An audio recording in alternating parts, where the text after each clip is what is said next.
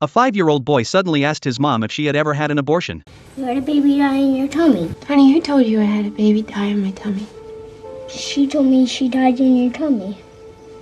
Tears instantly welled up in her eyes, but what he said next was even more shocking. What does she look like? Yours. In heaven, this little girl came up to me, and she wouldn't stop hugging me.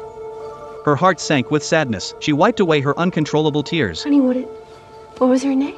She didn't have a name. You guys didn't name her.